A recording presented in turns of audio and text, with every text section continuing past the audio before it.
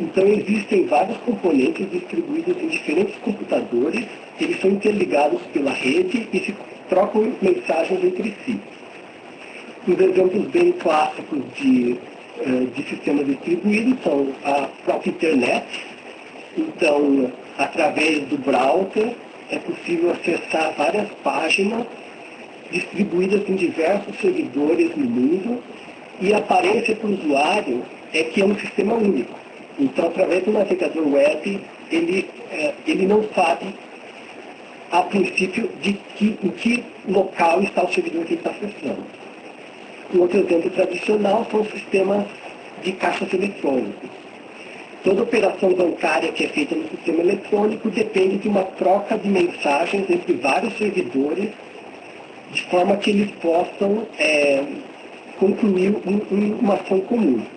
Por exemplo, uma transferência bancária, ou então, durante a cobrança de impostos da transferência, a necessária comunicação do banco com o governo, com várias instituições diferentes. Um esquema geral de como seria um sistema distribuído, então ele passa pelos níveis tradicionais de desenvolvimento de software.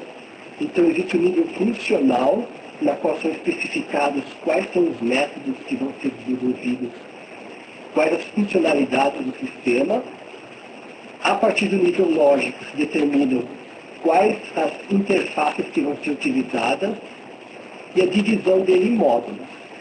E, finalmente, no nível físico, é a implementação desses módulos distribuídos em diferentes computadores. E o usuário não necessariamente tem conhecimento de onde estão rodando esses componentes do sistema distribuído.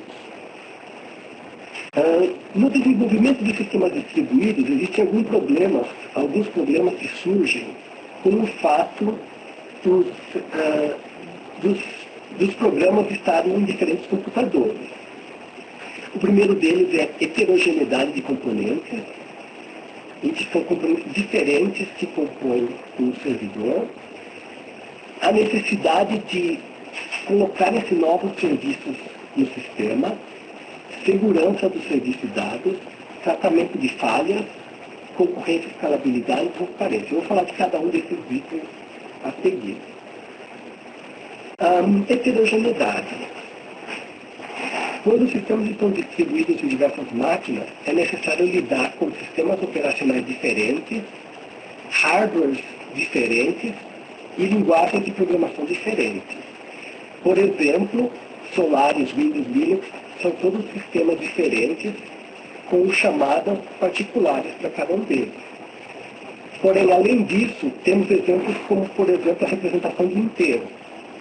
O inteiro pode ser representado como 4 bytes, como 8 bytes, de maneira Big Endian ou Little Endian. Então, existem várias formas de representar. E um sistema distribuído tem que levar em conta todas essas informações quando é feito o acesso de um módulo em um computador para um módulo em um computador diferente. Um exemplo tradicional também é o marcação de final de linha, que é o line feed, e que é representado no Windows como carrier return seguido de line feed, enquanto que no Windows enquanto que no Linux ele é só o line feed. Além disso, existem outras questões, como a codificação dos dados. Então existem inúmeras formas de se representar texto, como o ASCII, o TF8, Latin e diversas outras formas de representar texto. Também o acesso ao hardware é diferente de acordo com o sistema operacional e também com a linguagem de programação. Formas de lidar com a heterogeneidade são a utilização de middleware.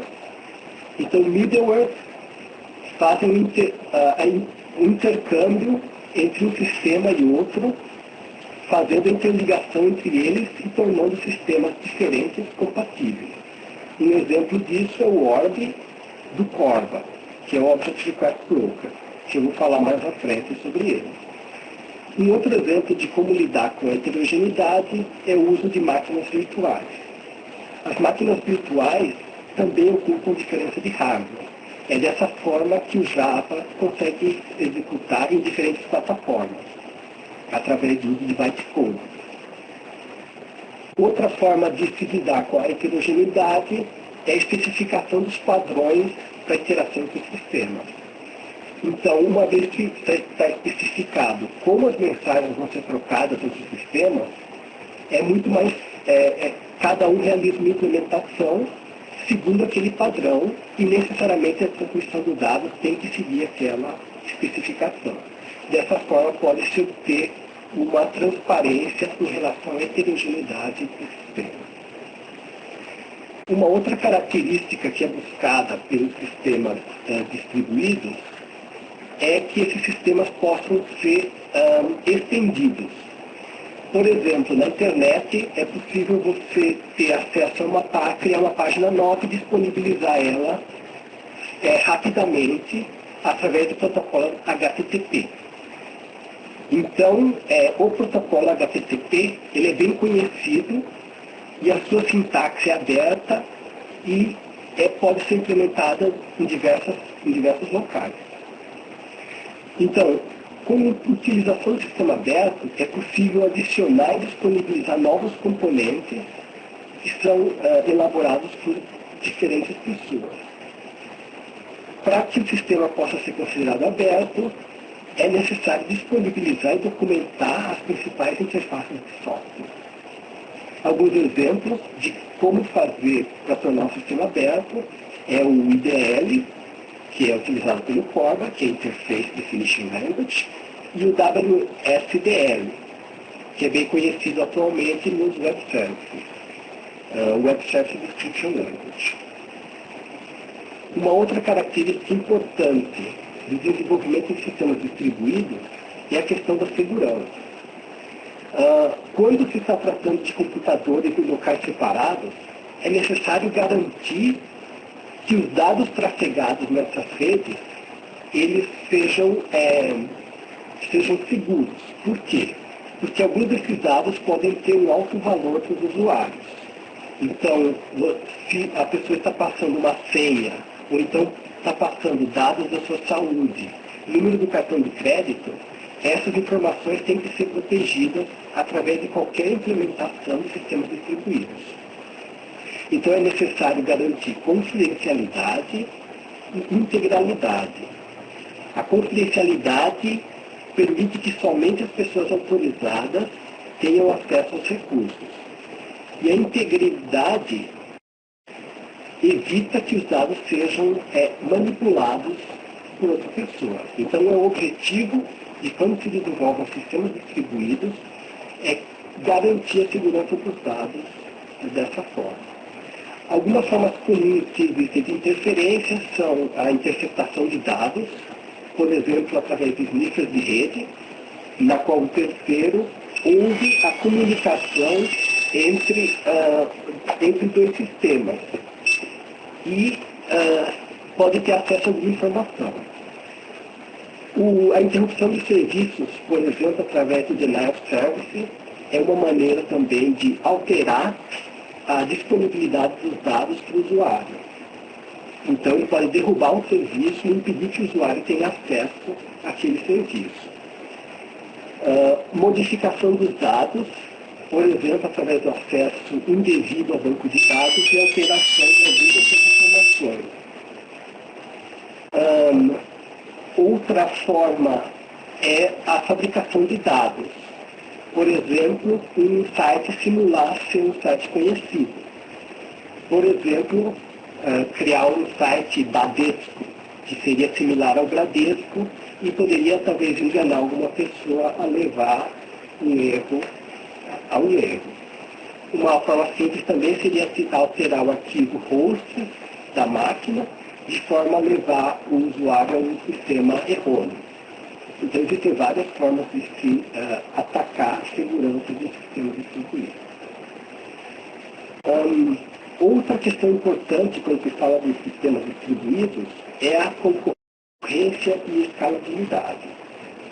A concorrência é a capacidade de atender múltiplos clientes simultaneamente.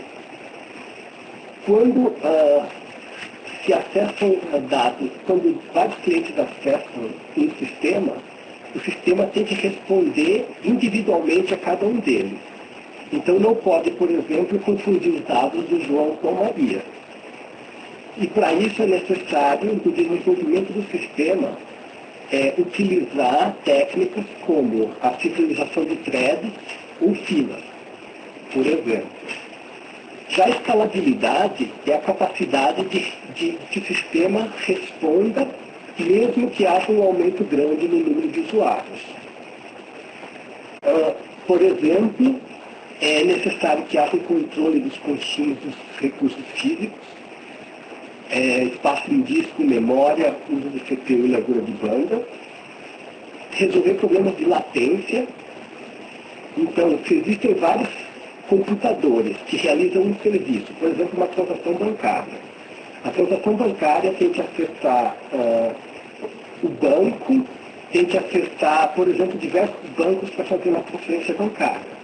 Se algum desses bancos não responder devidamente, a transação fica travada naquele ponto até que ele possa prosseguir com a operação. Então é necessário que todos os módulos do sistema distribuído consigam responder ao aumento de demanda. E também uma coisa importante é lidar com a consistência de dados entre os servidores distribuídos.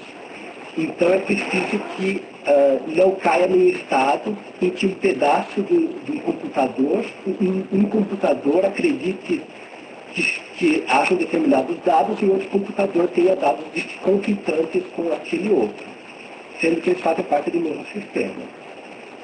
Então, a escalabilidade tem que lidar com essas questões. Um outro ponto importante é o tratamento de falhas. As falhas são inevitáveis, tanto no nível de software como no nível de hardware, e o sistema distribuído deve ser capaz de tratar essas falhas. Então é preciso que se detecte se ocorreu uma falha no sistema, então dizer quem falhou, por que falhou e como falhou. E também possa desfazer ou suspender as alterações no sistema. Então, se existe uma transação bancária ocorrendo e ocorre uma falha num dos módulos que estão fazendo essa operação, é necessário fazer o rollback dessa atividade, dessa transação, só que isso pode envolver múltiplos computadores. Então é necessário manter a consistência entre todos eles. E mesmo que haja falha no sistema, é necessário que ele responda. Então, uma coisa que é desejável em um sistema distribuído é que ele possa responder mesmo que haja alguma falha no sistema e o usuário não perceba isso. E também garantir a comunicação entre os elementos distribuídos. Então, não é possível que foi mandada uma mensagem para um dos módulos do sistema e quando ele retransmitiu essa mensagem para outro computador, a mensagem chega duplicada, por exemplo. E esse computador realiza 2 vezes a mesma ação. Então, é uma falha que tem que ser tratada e deve-se garantir que isso não ocorra. Existem várias técnicas para resolver todas essas questões que eu estou levantando, mas que eu não vou entrar em detalhes porque é um tema muito extenso. Então eu vou falar de uma maneira mais genérica. Uma outra questão importante é a transparência. Então é fazer com que o sistema distribuído haja como se fosse um sistema centralizado. Então, para o cliente, existe a percepção de que ele está lidando com um único sistema. Então, no browser web, por exemplo, o usuário não percebe que ele está, quando ele navega entre páginas, ele não percebe que ele está mudando de local. Então, ele não percebe que ele está vindo de um servidor para outro. Uma mesma página pode ser composta de itens de diversos servidores diferentes que estão juntados numa mesma tela. Isso é totalmente transparente para o usuário. Existem vários tipos de transparência e elas são descritas brevemente aqui. Então existe a transparência de acesso, na qual, quando se faz o acesso a um elemento tanto local ou remoto, ele é feito através com a mesma chamada. De localização, na qual o usuário não sabe qual a localização física do computador. Quando se digita um endereço web, está se digitando o endereço www.sincor.br, mas você não tem conhecimento de que local está localizado o servidor do Incor. Então, existe uma transparência de localização. A concorrência, quando os processos não percebem que existem outros processos acessando aquele mesmo computador, aquele mesmo servidor. A replicação, na qual podem existir vários módulos que são similares e o usuário é redirecionado de um para o outro sem que ele perceba essa alteração. A de falha, transparência de falha, que eu já disse, na qual ele conclui a tarefa mesmo ocorrendo uma falha. A mobilidade, na qual, por exemplo, eu posso mudar todos os meus arquivos de local de um computador para outro e o usuário não percebe que eu mudei os arquivos de local. Para ele, continua acessando através da mesma URL, por exemplo. A questão de desempenho, no qual o sistema pode ser modificado. Por exemplo, se aumenta o número de usuários, eu posso acrescentar novos servidores e o cliente não percebe essa mudança na qual eu reconfiguro o sistema. E escalabilidade, que é poder crescer sem necessário modificar os programas ou algoritmos que estão executando nos processos.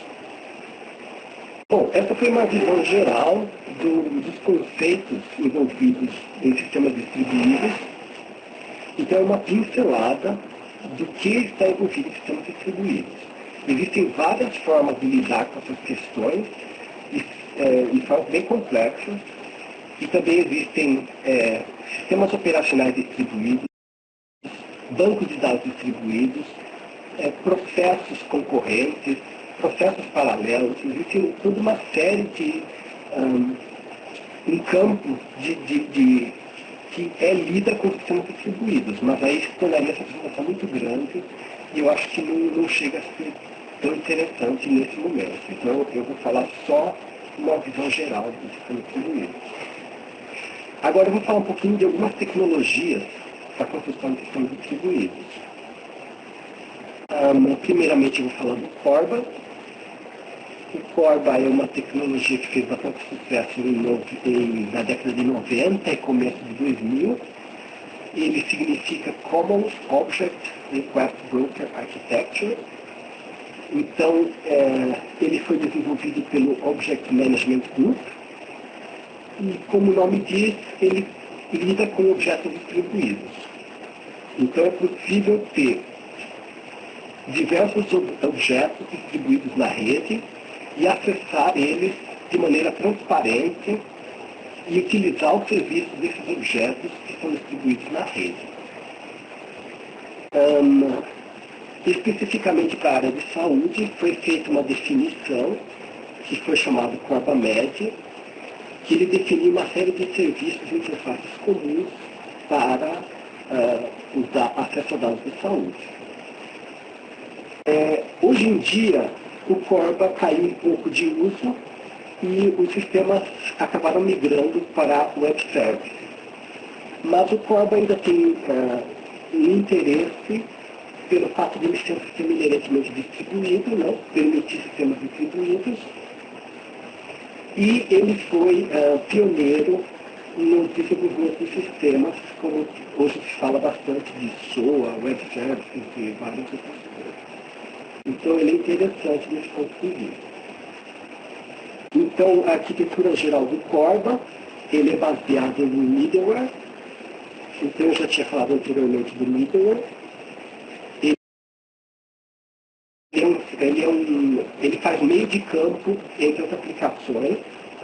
Então, aqui no caso, eu poderia ter um cliente, por exemplo, em C, que se comunica com o servidor em Java. E toda a transformação de tipo é feita através do org. Então, com o stub e o skeleton, eles fazem a transposição das chamadas de uma linguagem para outra. E, além disso, o Corba também oferece serviços para lidar com os objetos. Então, serviço de localização de objetos e acesso aos mesmos. Além disso, ele definia vários serviços padronizados, como CorbaMed, segurança de dados, autenticação, genoma e vários outros. A tecnologia bastante popular hoje em dia são web services, na qual ele se tem um componente que é acessível através de protocolos padrões de internet, o HTTP. O web service é descrito via WSDL, que é uma linguagem que especifica quais são os métodos disponíveis por um serviço web, e as mensagens são transmitidas via SOAP. SOAP é um XML, basicamente, na qual se passam alguns dados específicos. E a camada de transporte de informação é o HTTP, que é o Hypertext Transfer Protocol. Ele é um dos sistemas mais utilizados atualmente no desenvolvimento de sistemas web services. Uma questão que é levantada dos web services é que ele não suporta estado. Então, isso quer dizer que entre uma chamada e outra, para um serviço, um web service, ele não é obrigado a guardar informações do estado entre uma chamada e outra. E isso torna difícil algumas implementações. Outra questão que é levantada dos web services é que o uso de SOAP com HTTP aumenta o consumo de banda, uma vez que o XML é um texto. Então ele é bem mais, ocupa mais banda do que se fosse uma chamada binária. A arquitetura geral do web services é a presença do cliente comunicando com o servidor de HTTP, transformando a mensagem SOAP. E a definição dos serviços é explicitada no WSDL. E dessa maneira o cliente pode fazer chamadas ao web service. Uma outra tecnologia interessante é o grid computacional. Os grids são uma forma de computação distribuída, na qual se cria um supercomputador virtual, composto de vários computadores fracamente agrupados, agindo conjuntamente para realizar tarefas muito grandes. Então, um exemplo clássico do grid é o CERN. O CERN utiliza um grid para processar os dados do LHC, que é o acelerador de partículas, que é o Large Hadron Collider. Para vocês terem uma ideia, ele produz 15 petabytes por ano de dados. Então é muita informação que é gerada em cada colisão. E essa informação precisa ser processada. E um único computador não seria capaz de fazer isso. Então foram criados conjuntos de computadores que possam fazer esse processamento. A ideia do grid computacional é que hajam recursos distribuídos e que eles possam ser acessados. Então, os recursos são tempo de CPU, espaço de armazenamento e mesmo equipamentos. Um exemplo seria um telescópio. Então, através do telescópio, você poderia acessar remotamente o telescópio e ele pode ser distribuído através do grid. Outra característica do grid é que cada centro que faz parte do grid é um centro autônomo. Então, por exemplo, o coração. Então, ele tem um controle local e ele simplesmente faz parte de um grid fornecendo parte do seu serviço. E cada site é autônomo e eles compartilham entre si recursos. Então, No caso, se utiliza o middleware para interligar os equipamentos. Alguns exemplos são o G-Lite, o Globus Toolkit e o Condor. Existem vários outros. O funcionamento do grid é o seguinte: existe uma interface de usuário na qual é possível submeter jobs, que são pequenos programas, que eles vão ser mandados para diferentes nós de computação que vão processar esses jogos. E depois eles vão devolver os resultados.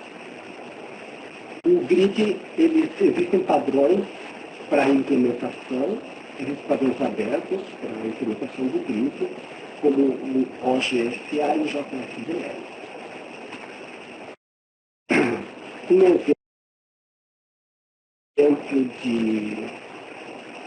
é a previsão do tempo.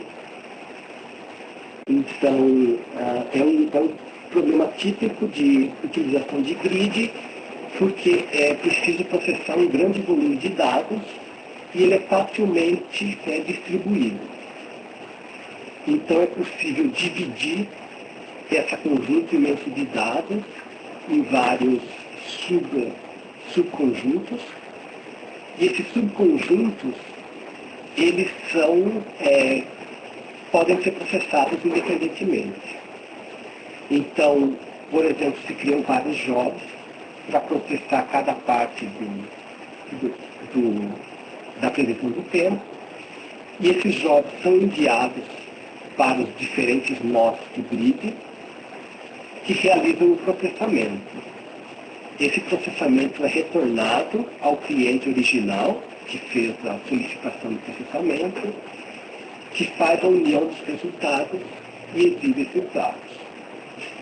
O grid, apesar dele ter o interesse de implementar todas aquelas questões que eu falei, heterogeneidade, sistema aberto, todos esses itens, ele ainda assim ele não oculta completamente a existência dos jogos. Então, existe um conhecimento do que está rodando por trás para se conseguir processar jogos dentro do grid. Existem várias outras tecnologias para o desenvolvimento de sistemas distribuídos, como a utilização de sockets, Decor, Java RNI, Peer-to-Peer e vários outros. Na área da saúde existem o DAICO, HL7, vários outros também.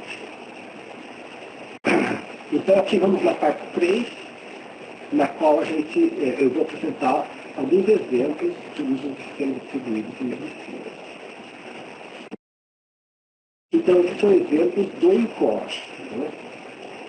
Então, são 3 exemplos e eu vou começar do CorbaMed. O CorbaMed foram definições realizadas pela UMG e foram feitas uma série de interfaces comuns definidas por IDL. E foram definidos serviços para lidar com dados do paciente, observações clínicas e imagens médicas. O CorbaMed apresenta várias vantagens, então ele é um padrão aberto. O Corba permite integração com sistemas legados através do middleware, que eu expliquei anteriormente. Então ele faz a transposição de uma linguagem para outra, então é possível fazer interligação no sistema. Permite integração entre programas entre diferentes computadores, então ele torna possível o acesso através dos objetos distribuídos e apresenta uma interface única para todos os clientes. Algumas desvantagens do CorbaMed foram a sua complexidade e atingir interoperabilidade semântica. Então, aqui é um exemplo do CIAS. Então, o CIAS previa formas de acesso às imagens médicas. E é necessário implementar essas interfaces aqui. Na época, o INCOR fez um esforço para a implementação do CIAS aqui no Hospital das Clínicas. Então, foi feita uma implementação desse sistema e se viu que ele era um sistema extremamente complexo, porque o CorbaMed tinha uma especificação excessivamente genérica. E para isso se adotaram algumas técnicas para a simplificação do problema. Então, o uso de delegação, como é mostrado nesse slide, na qual você pode criar, simplificar a implementação para o usuário. Então, se faz uma implementação das coisas mais difíceis e se deixa uma interface mais simples para a implementação da delegação. Então, através dessa abordagem, é possível que pessoas que não têm conhecimento de Corba ou da especificação da OMG possam fazer uma implementação somente conhecendo a interface como essa daqui, a Delegate Care Access. Uma outra forma que foi utilizada na implementação desse sistema foi a extensibilidade. Então, se usar um modelo de dados que permitisse que se fizesse a transposição de tipos do Corba médio de maneira mais simples para as pessoas que não entendiam toda a complexidade do Corba médio. Isso foi necessário justamente por causa do problema que o Corba médio foi muito específico. Então acabou se criando um sistema que era interligado um servidor DICOM, no qual se recebiam imagens médicas. Esses dados eram armazenados em um banco de dados, e a implementação acessava esses dados e oferecia como serviço através da interface FIAS. E os clientes podiam acessar a interface de FIAS e ter acesso a essa informação sem conhecer a implementação de tudo que estava do lado do informe. Então, foi feito um protótipo na época, então essa tela de pesquisa. Então, era necessário passar algumas informações para pesquisar os dados, e era possível recuperar dados tanto de laudos, né, como informações das imagens. O Corba médio apresentava um problema, então, apresentava tanto uma qualidade, que o fato dele ter alto nível de abstração permitia que se tivessem vários clientes conectados a ele e se passassem diferentes tipos de dados. Então, se poderia incluir, por exemplo, dados de laboratório sem ser necessário alterar a interface do sistema. Porém, essa mesma razão de ter um alto nível de abstração era um problema porque ele era excessivamente abstrato. Então, ele aceitava todo tipo de dado que pudesse ser passado. Isso gerou um problema de interoperabilidade semântica.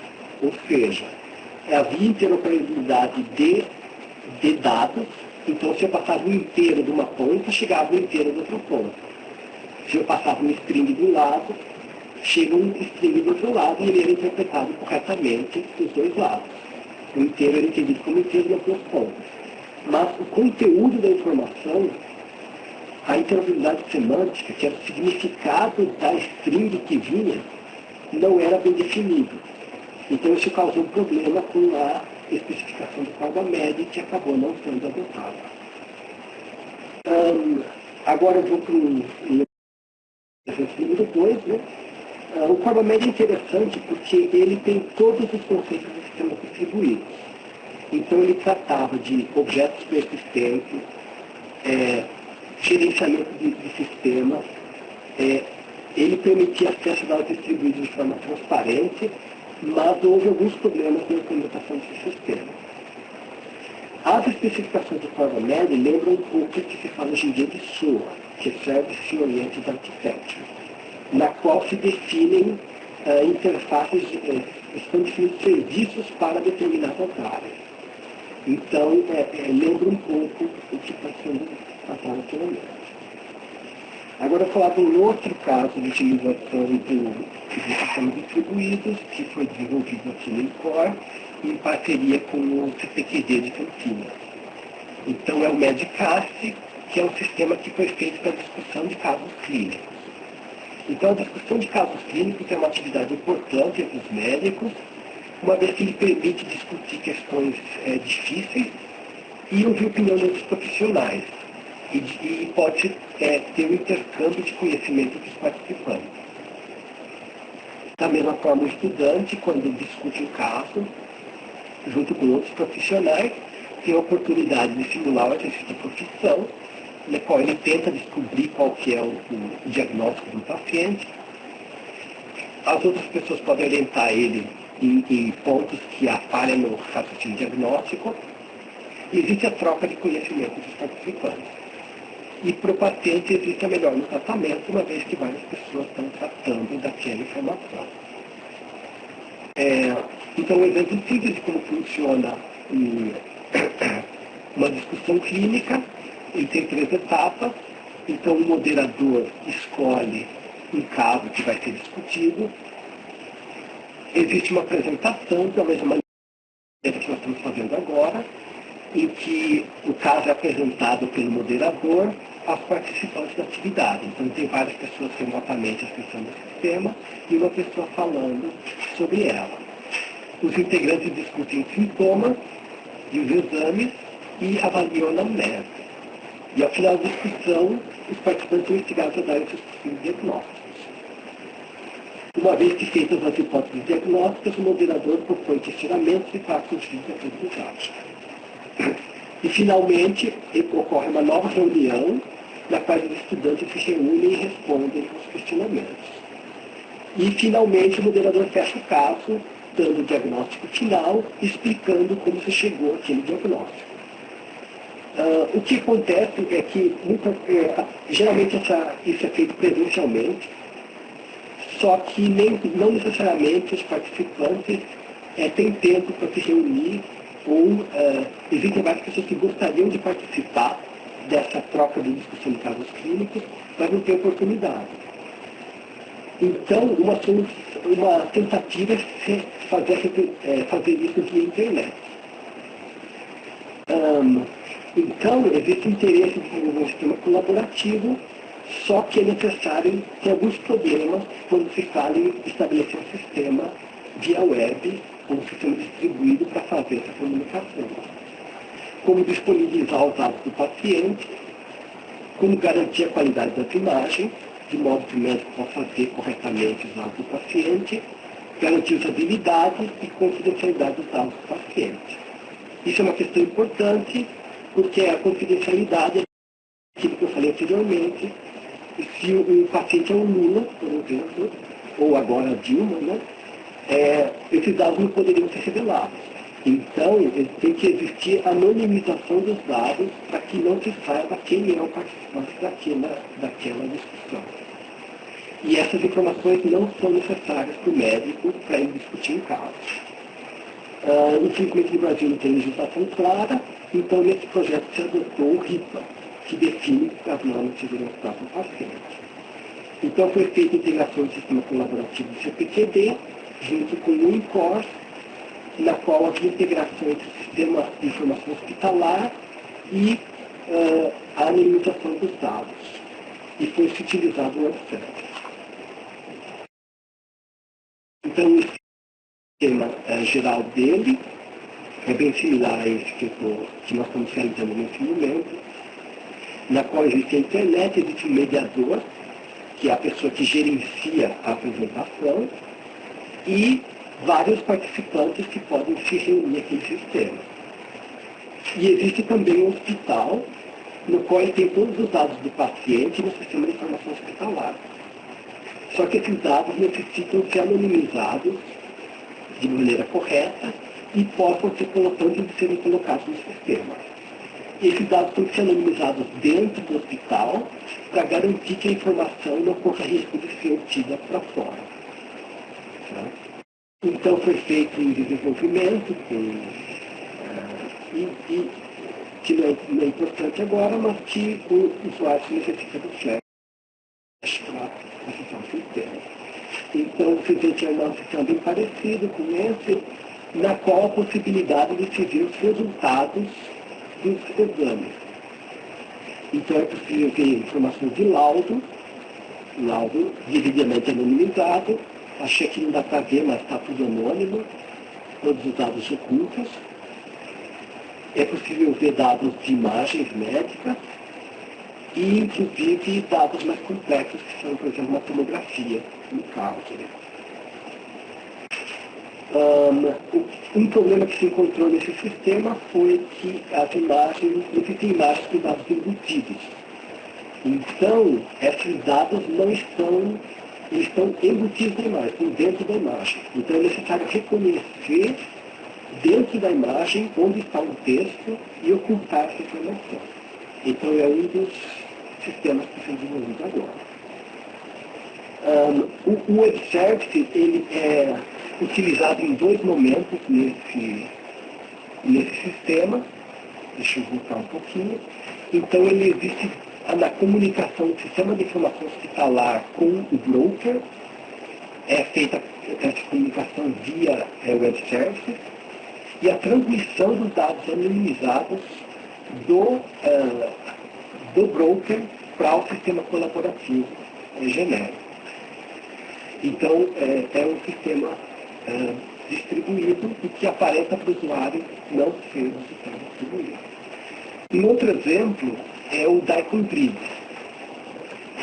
O DICOM Grid é um sistema para processamento de imagens médicas, só que muitas imagens médicas. Então, aqui está um exemplo das imagens produzidas no Instituto do Coração. Então, em 15 dias, nós produzimos 520 gigabytes de dados. Então, isso dá 1 terabyte por mês. Então, em 12 meses, temos 12 terabytes. Então, é um volume enorme de dados. Só que existem algumas questões.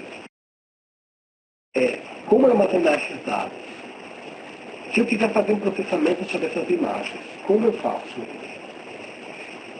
O INCOR é um hospital terciário e ele é especialista em imagens cardíacas. Então, existem imagens aqui e doenças que são únicas. Então, doença de Chagas, por exemplo, é uma coisa que é de terceiro mundo. E aqui nós temos um banco de dados excepcional de dados de Chagas. Só que esses dados estão somente aqui nesse coração. Então, uma coisa interessante seria como compartilhar esses dados com outras pessoas. Como é possível, então, criar um banco de imagens, na qual teria colaboração de diferentes hospitais, de forma que se pudessem alimentar vários casos e houver troca de informações e pesquisa entre diferentes grupos. Uma vez que se tenham grandes bases de imagens, é possível fazer a validação de algoritmos. Então, um dos grandes problemas para as pessoas que desenvolvem métodos de processamento de imagens médicas é como validar os algoritmos. Geralmente, existe um número muito pequeno de imagens, então é difícil validar se aquele algoritmo desenvolvido funciona ou não. Com o desenvolvimento de bancos de imagens, com casos raros, por exemplo, é possível utilizar uma base para validar esses algoritmos. E outra questão importante é o ensino. Então, por exemplo, alguém nos Estados Unidos talvez nunca tenha visto uma imagem de uma pessoa chagada. E, através dessa maneira, poderia ser feito o ensino através do compartilhamento de dados. Nesse caso, a solução, a abordagem que se está tentando utilizar é a utilização do grid computacional. Porque o grid tem várias vantagens. Então, como ele é composto de vários computadores distribuídos, é possível fazer o armazenamento de grandes quantidades de dados e com redundância. Também é possível fazer altos processamentos, uma vez que nós estamos falando de milhares de núcleos de CPU. E também, uma vez que existe réplica dos dados, é possível replicar os dados em diferentes servidores, existe a tolerância à falha. Uma vez que se um dos servidores quebra, existe uma cópia em outro servidor e se pode obter esses dados. E também através da contribuição de terceiros. Uma vez que o grid é naturalmente distribuído, é possível que se troquem dados entre diferentes sistemas, entre diferentes localizações. Então, nesse sentido, se desenvolveu o DICOM Grid, na qual se tem a interligação do sistema PAX, que é Picture Archiving Communication System, que é o sistema de armazenamento de imagens hospitalares, na qual se armazenam as informações desse sistema num grid distribuído. E essas informações podem ser utilizadas por terceiros em diferentes locais. Então, a arquitetura que foi feita para o Daikon Grid foi o uso de um servidor web, um Tomcat, na qual se fez um cliente web e um cliente e um servidor Daikon, na qual se pudesse receber as diferentes imagens produzidas no hospital. Essas imagens são armazenadas pelo servidor Daikon e isso é colocado no grid do qual o ICOR tem participação, que é o ILA 2, que é um grid de Latinoamérica, de ciência e Latinoamérica.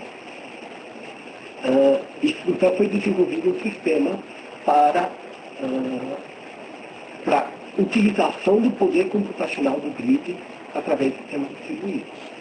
Só que, como eu disse anteriormente, o grid tem problemas porque ele é difícil de ser compreendido. Então é preciso muito estudo para entender como funciona o grid, quais as técnicas para submeter o job e para recuperar esses dados e exibir de maneira coerente. Só que, ao mesmo tempo, do lado do usuário, existe um usuário que não é familiarizado com o conceito de grid ou com o conceito de sistemas distribuídos. Então foi definido fazer uma interface mais simples para que se pudesse submeter dados ao grid. Então se desenvolveu uma parte web que oculta a complexidade do grid para o usuário. Então, através do grid, do Daikon Grid, é possível se enviar algoritmos, sistemas, é possível armazenar imagens médicas, e uma vez que existam os algoritmos e as imagens, é possível recuperar essas imagens e processar elas remotamente e obter o resultado desse processamento. É claro que o sistema ainda não oculta perfeitamente o conceito do grid. Então, nessa tela, por exemplo, tem a lista dos jogos. Então, o usuário vai ter uma lista de quais os processamentos que foram realizados sobre as imagens. Mas ainda assim é muito mais simples do que a user interface comum, na qual o usuário tem que escrever o job e fazer controle de todo o processo. Enquanto que nesse sistema, ele tem todo o controle do processamento, dizendo qual o status, se houve erro, se está executando ou não o processo.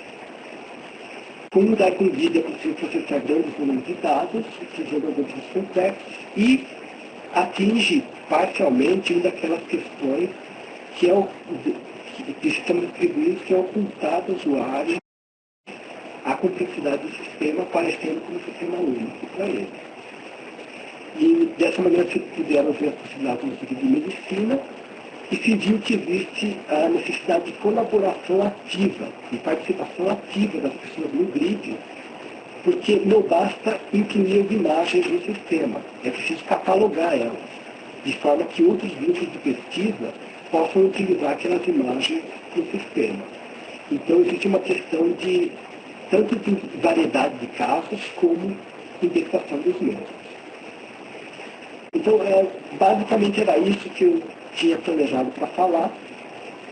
Eu espero que eu tenha dado alguma clareza para explicar um pouco da questão de sistemas distribuídos e a utilização de sistemas distribuídos em medicina. Então, aí apresentei alguns casos em que a gente utiliza os sistemas distribuídos para se atingir fim para a medicina. Então, obrigado a todos.